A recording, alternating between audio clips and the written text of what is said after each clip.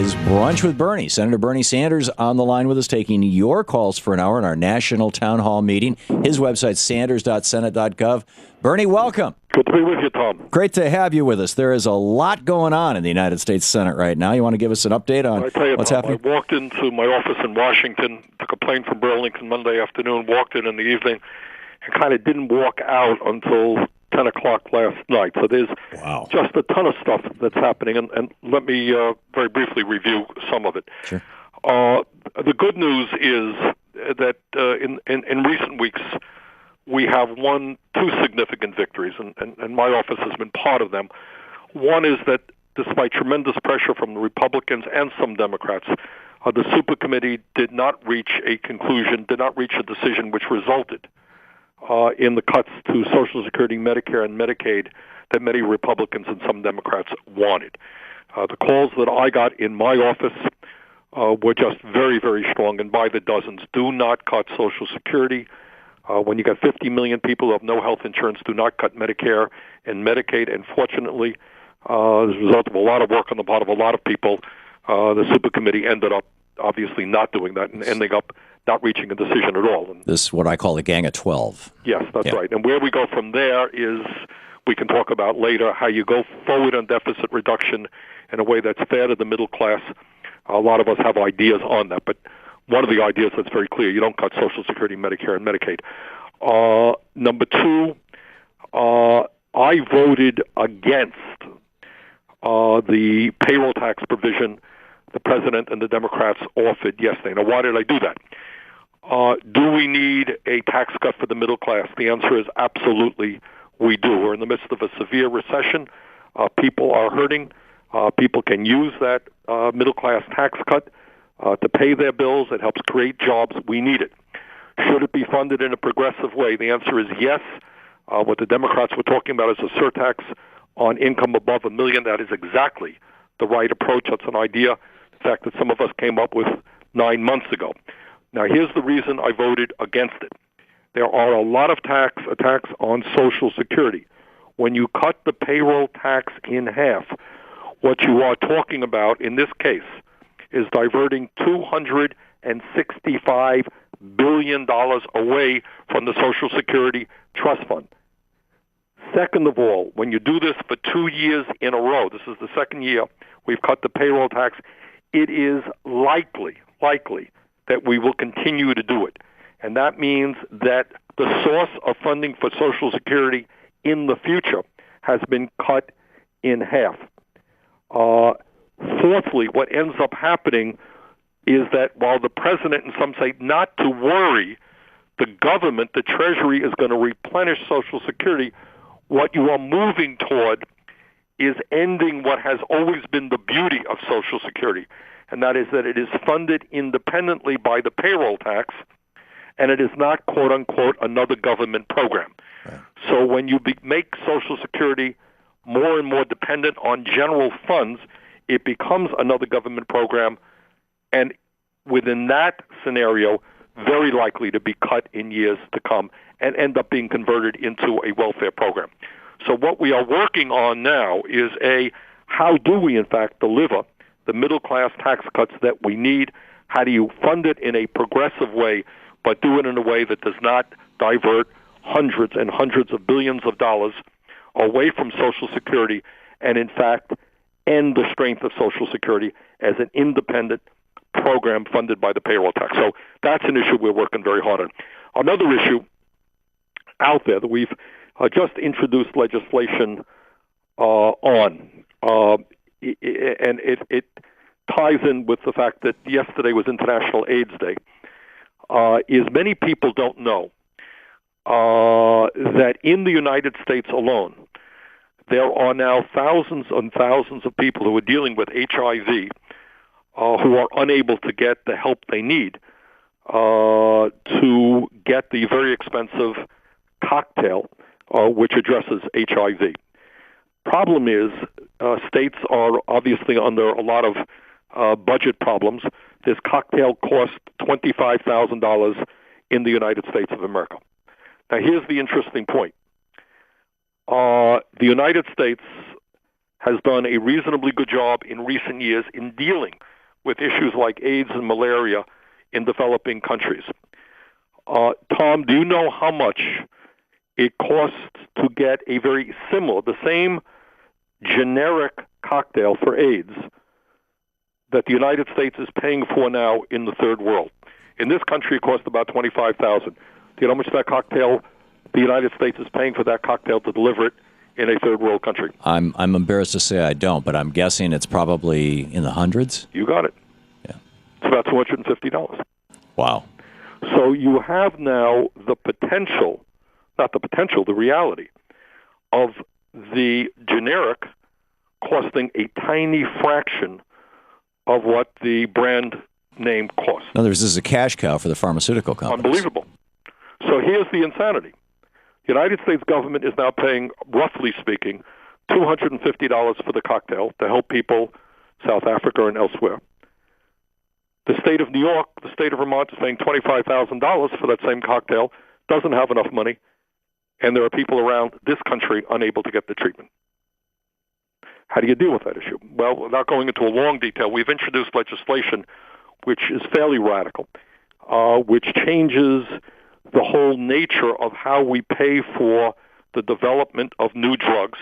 We do not let companies that have a product that can save lives charge outrageous prices for that.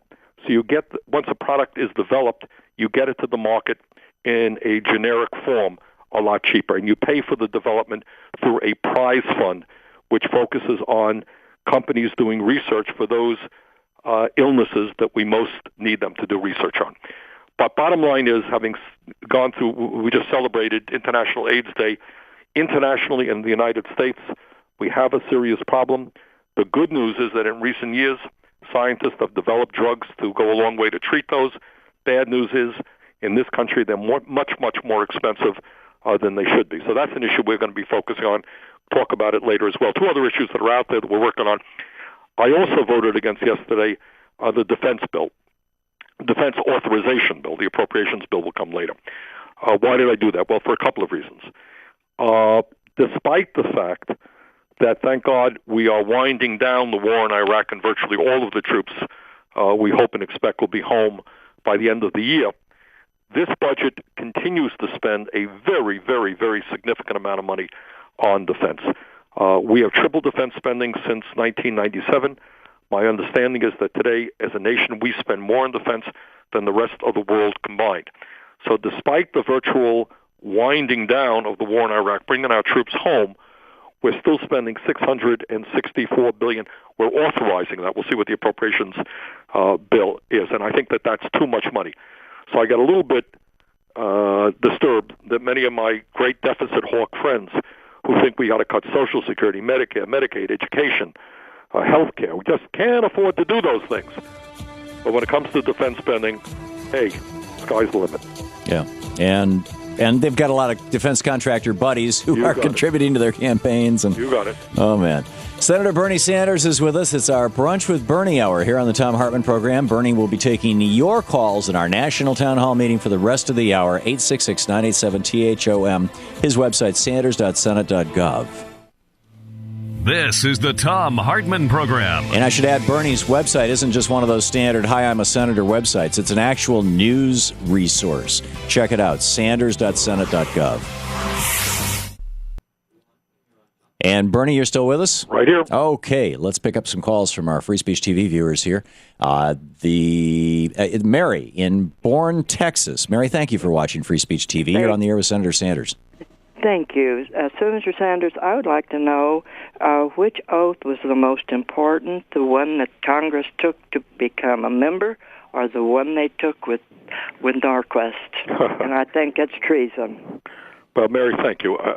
What Mary is talking about, I think, as many people know, vast majority of the Republicans, in a sense, have sworn an oath of allegiance to Grover Norquist, that under no circumstances would they raise taxes. But interestingly enough, Mary, every poll that I have seen suggests that the American people understand that at a time when the wealthiest people in this country are doing phenomenally well, when their effective, i.e. real tax rate, is the lowest in decades, when the gap between the very, very rich and everybody else is growing wider, that of course, if we're going to create jobs in America, if we're going to deal with the deficit in a fair and responsible way, that we have got to ask the wealthiest people in this country to start paying their fair share of taxes. I introduced legislation 7 or 8 months ago which would impose a surtax on income above $1 million. I think that is the exact right thing to do. I think we're going to end a lot of these loopholes that large corporations and Wall Street enjoy. And it is a sad state of affairs that so many Republicans tremble at the thought of standing up to Grover Norquist. Scott in Skowhegan, Maine. Scott, thanks for watching Free Speech TV. You're on the air with Senator Sanders. Hi. Are you there? Yep. Okay, I'm watching the delay. Hey, I got a couple questions. With things being the way they are with the economy and whatnot, I was wondering when Congress and the Senate are going to get around to giving up some of their perks and their automatic pay raises that they get for themselves.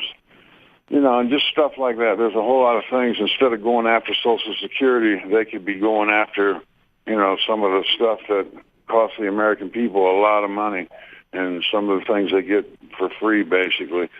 And also, I was curious. Scott, let me stop you on that. I wanted to know real quick, and I'll take the answer off the air. I needed to know real quick how a Democratic Senate could allow the bill that you guys passed yesterday to literally subvert the Constitution of the Fourth and Fifth Amendments, and I just don't know how a Democratic. Bill, we got about 30 seconds here for Bernie to answer your question. All right, let me start off with Scott. When people talk, just as a statement of fact, Congress has not gotten any pay raise. I think it's going to be a 2-year freeze, or maybe even longer than that. So, Congress has not gotten a pay raise. In fact, there's been a freeze on all federal employees. I think you could cut Congress's salary in half. You could cut all of Congress's salaries and perks and only end up having millionaires and billionaires serve in the United States Senate, which is what would happen. It would have an impact on the national debt of about 1/100th of 1%. That's not where the money is. Okay. And we'll talk about that. And we'll pick up the question about how did the Democratic Senate pass this afterwards? Bernie? Absolutely. Yeah, okay. Stick around. We will be right back. Thom Hartmann here with you. It's our Brunch with Bernie hour on the Thom Hartmann Program. Senator Bernie Sanders taking your calls. 19 minutes. Coming up on 20 minutes past the hour. It's our Brunch with Bernie hour. Senator Bernie Sanders with us. And Bernie, just a real quick question had been posed to you about, how did a Democrat... Well, I think actually the concern was that the defense authorization bill has been characterized as extending the battlefield to the entire earth, making the war against terror forever, and authorizing the arrest of American citizens. I think Scott raises... I voted against the bill. I was one of the few people in the Democratic caucus, I think, to vote against it. My main concern was that I think we was authorizing far too much money for defense at a time when we have to focus on deficit reduction and make sure that we're not cutting Social Security and LIHEAP and education and so forth. But that was another concern that I had, and that was another reason I personally voted against it. And that's about all I can say. I did vote against the bill. Okay. Marty in Cambridge, Mass. You're on the air with Senator Sanders. Hello, this is Marty. I wanted to ask Bernie. I have a deep concern that there's been a tremendous erosion in terms of our so-called democracy, and I can't even call it a democracy anymore, and that kind of breaks my heart. And so many people around me are heartbroken too, and very angry, and also very upset about the fact that there's a constant barrage of legislation designed, as far as I'm concerned, to suppress people's rights. Yes. And it's amazing how many people around me are they're almost almost unable to function, properly in their lives because of the bombardment of what's happening.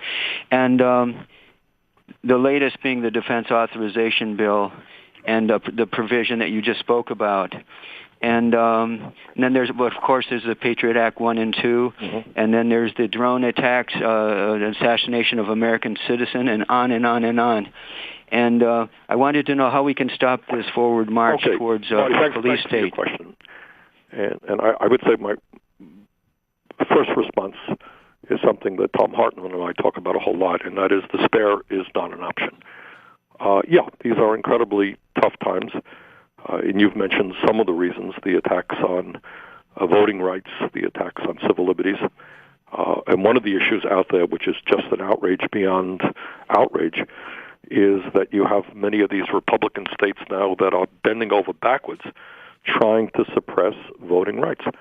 They're doing everything they can to say to poor people, to elderly people, to minorities, hey, don't vote. We don't want you to vote. We're going to make it as difficult as we possibly can. And we're working on that issue. We hope the Obama administration becomes a little bit more aggressive. We're talking about voter IDs, just making it more difficult for people to register. A friend of mine in Florida told me that the League of Women Voters there is no longer registering voters because the state has made it very difficult, a lot of fines if you don't do this, that, and the other thing. So a good organization like the League of Women's Voters saying, hey, we can't afford to do that. Can't afford to pay these outrageous fines. So there's been a massive attack. But having said that, Marty, you can't and should not get that discouraged, because what's going on in this country, and this is very good news, is clearly the trend is against right-wing extremism. So if I were a Republican today, I would not be a happy camper. Every poll that I have seen says the American people do not agree with more and more tax breaks for billionaires and cuts in programs that working families need. People are increasingly concerned about the growing wealth and income inequality in America. They are catching on. And Occupy Wall Street movement has played a good role in that. Last month on Election Day in Ohio, working people came together to win not only a huge victory, a landslide victory, against their governor and the attacks on the rights of working people, public employees to engage in collective bargaining, but it was more than that. It was people standing up, coming together, and saying, wait a minute, we just cannot continue to attack the middle class and working class of this country. So, Marty, believe me, now is not the time to throw in the towel. Now is the time to get more active than you've ever been, because I think the movement that we are seeing right now is saying enough is enough with right-wing extremism. We've got to create millions of good-paying jobs in this country. We need to do deficit reduction in a way that does not attack the most vulnerable people in this country. So, Marty, I would not be quite as pessimistic as you seem to be. Judy in Philadelphia, Pennsylvania. You're on the air with Senator Sanders. Hi, this is Judy. Am I on the air? You are, Judy. Oh, hi, Tom. Senator Sanders, we've been experiencing what I think is a fake shortage of medications, and I think it has to do with money. And how are we going to be sure that if you get your bill through and AIDS drugs and other drugs are less expensive, that they're just going to say, hey, it's not worth it for us to make them anymore? Good question. And then they just won't be available. Well, here's what we got. I don't want to spend too much time on it. It's an issue we've looked at for many, many years.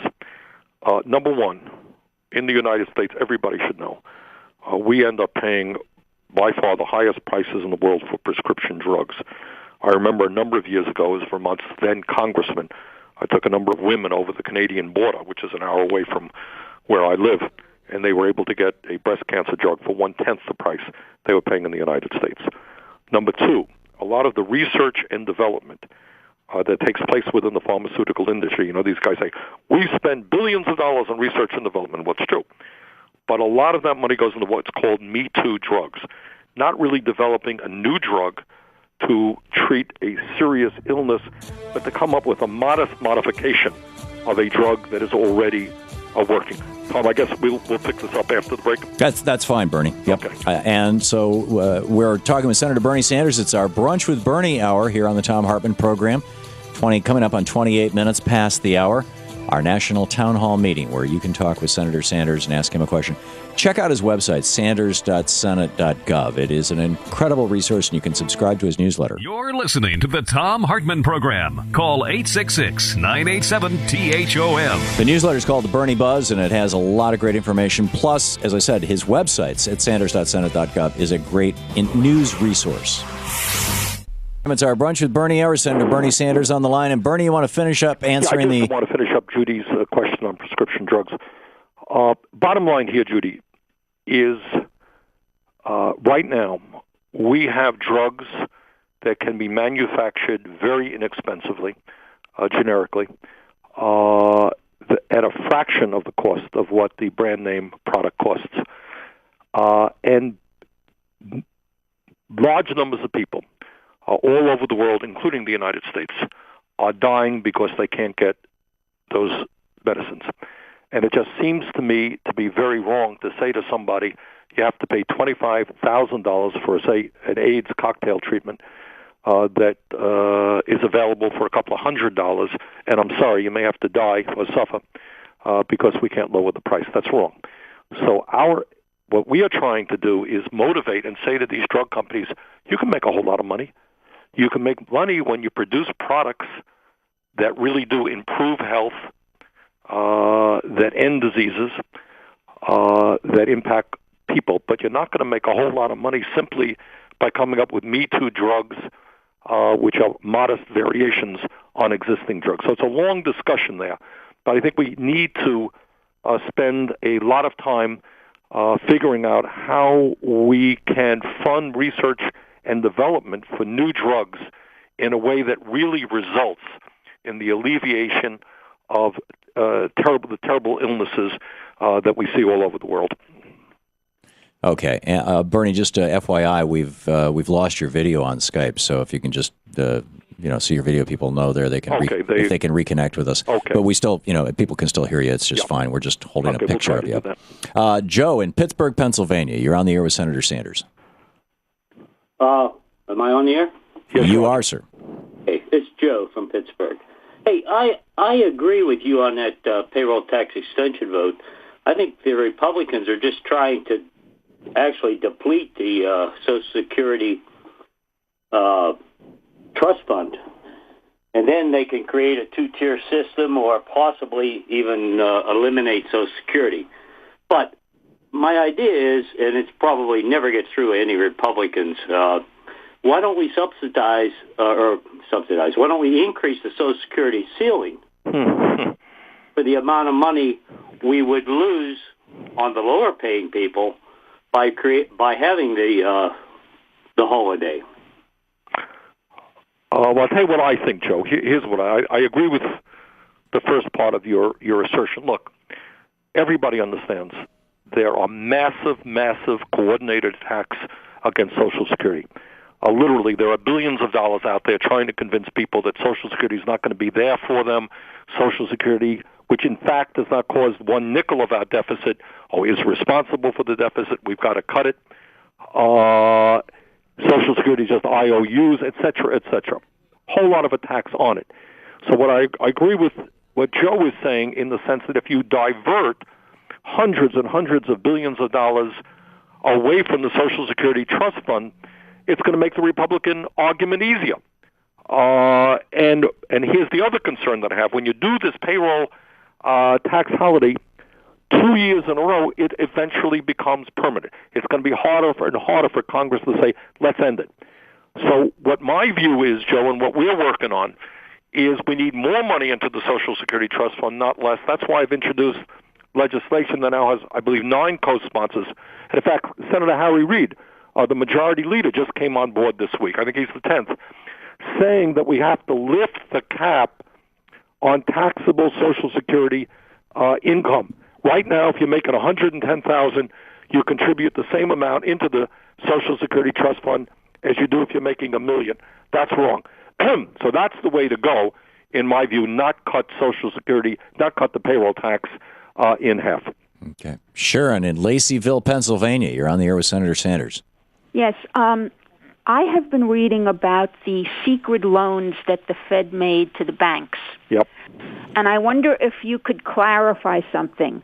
who authorized these loans? Was it the Fed did it itself, or did Congress give the okay? And also, I've read that the loans were in the form of credit, but you still have to have assets backing the credit. So I wonder, were these assets in the form of government guarantees, or does the Fed actually have as much as $15 trillion squirreled away somewhere? I doubt that they have $15 trillion in the basement of the Fed.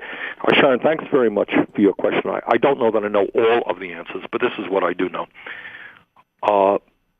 Number one, we introduced a provision in the Dodd-Frank bill, which for the first time did an audit of the Fed during the financial crisis, during that 3-year period.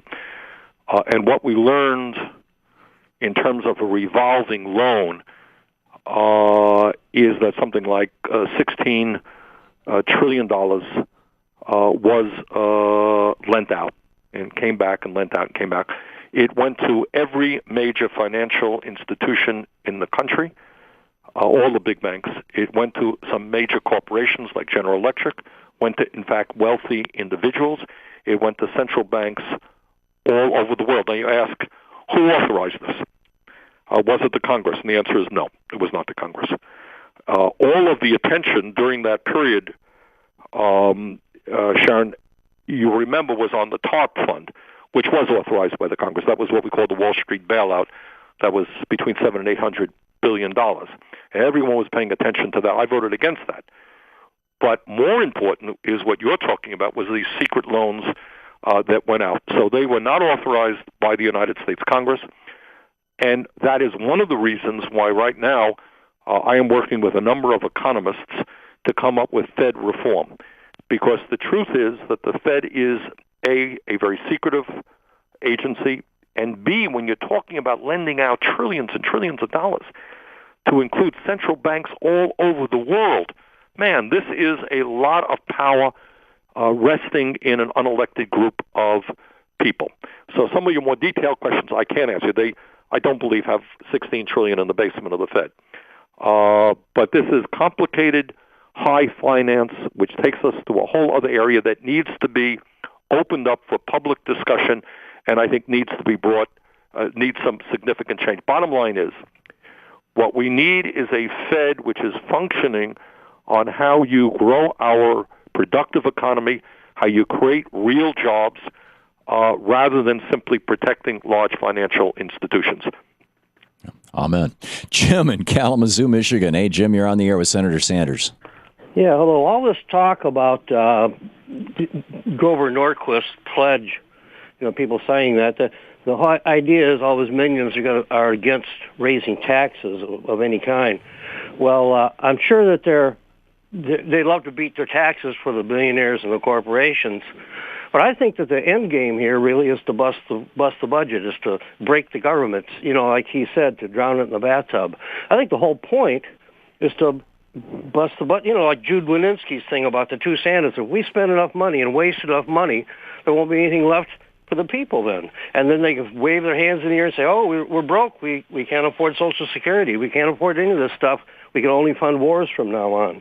Jim, I think you make a very good point. And I think, Tom, you remember, what was Norquist's very famous line that he wants to reduce the size of government to something you could put in a bathtub and then you drown it, or something to that effect? Yeah. No, I think Jim's point is a good point. And here's the answer.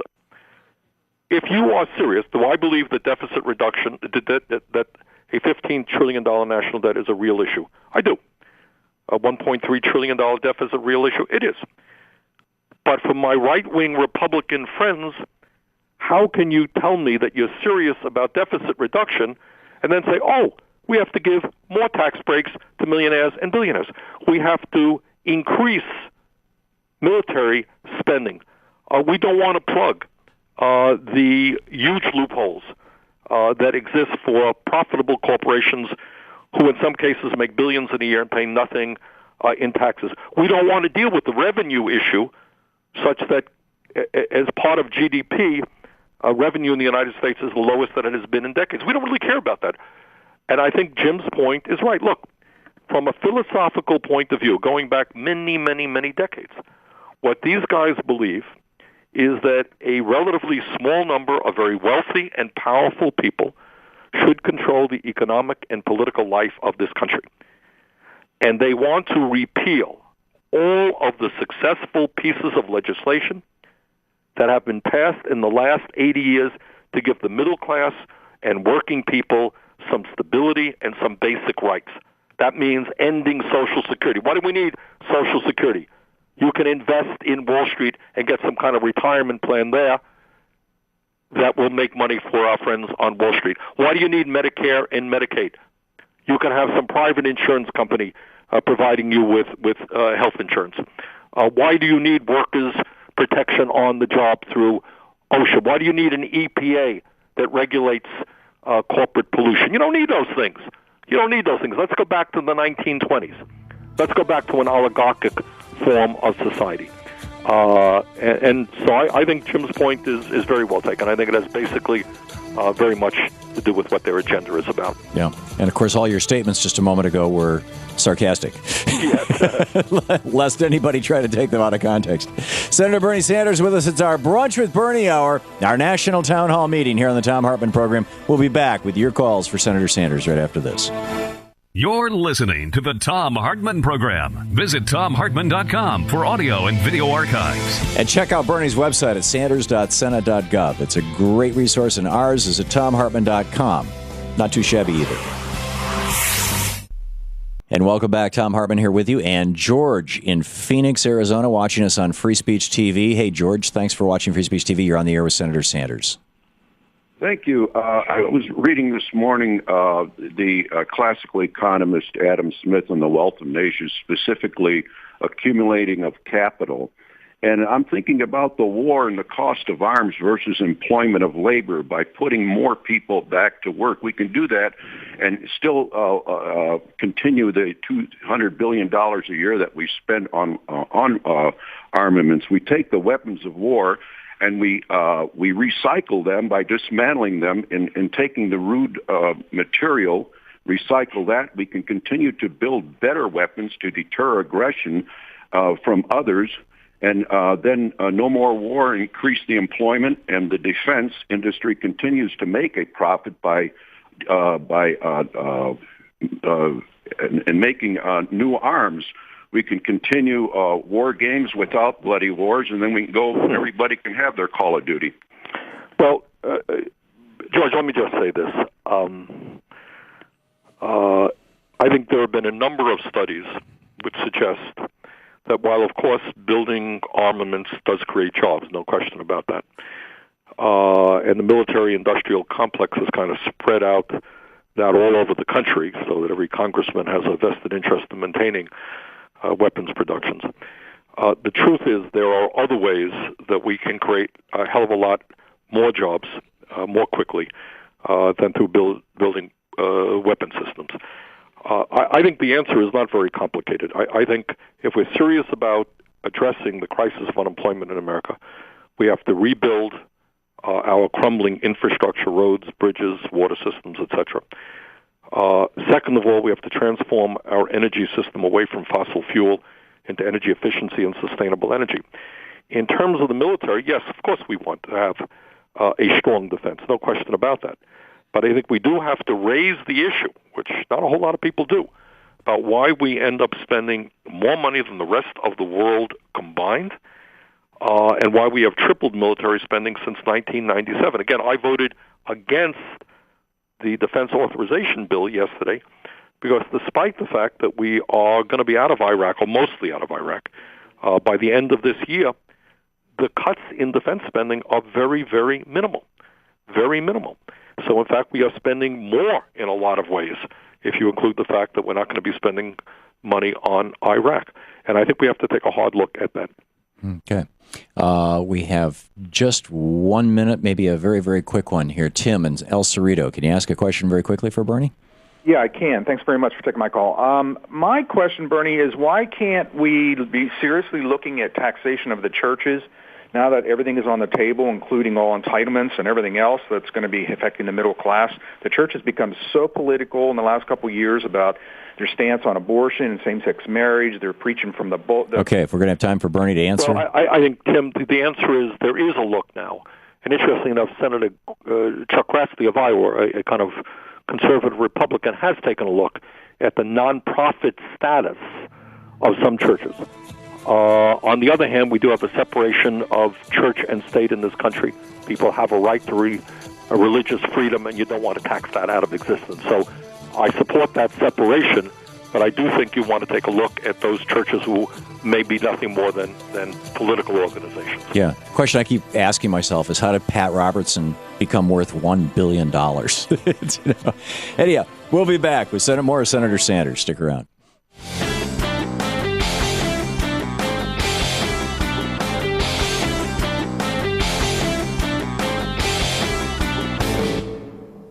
Not only our future economic soundness, but the very soundness of our democratic institutions depends on the determination of our government to give employment to idle men. When I hear the music play and I hear the children sing, I know together anything is possible. Welcome back to the place where despair is not an option. The Thom Hartmann Program. It's our Brunch with Bernie hour. Our Senator Bernie Sanders taking your calls in our national town hall meeting. George in Grand Rapids, Michigan. You are on the air with Senator Sanders. Hello, Tom and Senator Sanders. Can you hear me? I hear you fine, George. My question is, I'm wondering what you think of this movement to amend the U.S. Constitution to abolish corporate personhood. Do you think it's really possible, and how much would it be helpful? And I just want to say I'm an active member of Occupy Grand Rapids, Michigan, as I have been since its beginning 2 months ago. Well, George, let me say this. Interesting that you asked that question. We are probably going to be circulating what's called in Washington a dear colleague today about a constitutional amendment that we are going to bring forth that does just that. The Supreme Court 5-4 decision of a couple of years ago stating the totally insane point of view that nobody outside of, I suppose, the Supreme Court believes to be true, that a corporation is a person, is entitled to First Amendment rights, can spend as much money as they want on a campaign under the guise of First Amendment rights. I don't think very many people believe that. I'm not a great fan of constitutional amendments. You know, we got a very good document that has worked well for over 200 years. I don't want to see it amended every other day. But I think on an issue as important as this, we have to say very loudly and clearly, a corporation is not a person, that we perceive what is absolutely the case, that if you allow these powerful, wealthy corporations to be able to pour hundreds and hundreds and hundreds of millions, if not billions of dollars, into political campaigns, this moves us very much away from the kind of democracy that most of us believe in, to really an oligarchy, where people sitting around the room in secret, without disclosure, can just bombard the airwaves all over this country and elect or unelect those people who they want. A very serious danger to democracy. So we are going to be introducing a constitutional amendment. There are a couple of other good amendments out there. We think ours maybe goes a little bit further, which begins to address this issue. Great. Patty in Lula, Georgia. You are on the air with Senator Sanders. Yes, hi. Good afternoon and honor, sirs.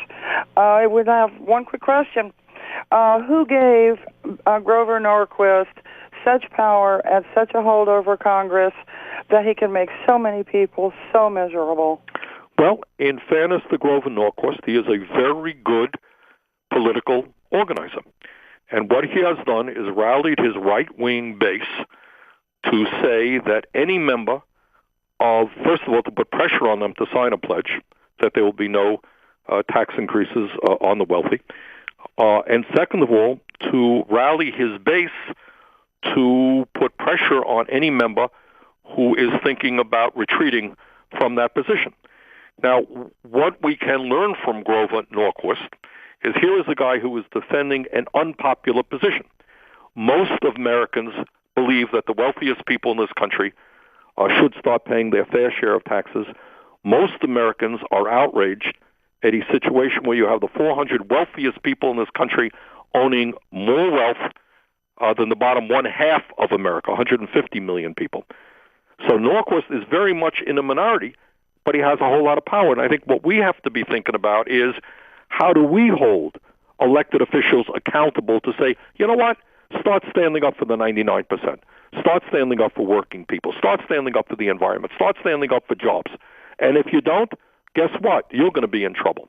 So there's a lesson to be learned from Norquist, who's a very good politician, and that is rallying, large numbers of people to start putting the pressure and getting deeply involved in the political process. Charles in Los Angeles, you're on the air with Senator Sanders. Yes, Sanders. Senator, I'd like you to propose a bill that would reinstate the consumer interest tax deduction. You're probably too young to remember this, but there was a time during the Reagan years where, before Reagan, where, when we bought a car or used our credit card, we could write off the interest. And if you reinstate that, that would help out millions of Americans. It would help out the consumers and the business owners. Well, Charles, to be honest with you, not anything. I thank you for the compliment of being so young that I can't remember it. But it's not something that I have thought about. But bottom line is, through tax policy, and I can't comment on your particular idea, we certainly are going to have to protect the middle class and help the middle class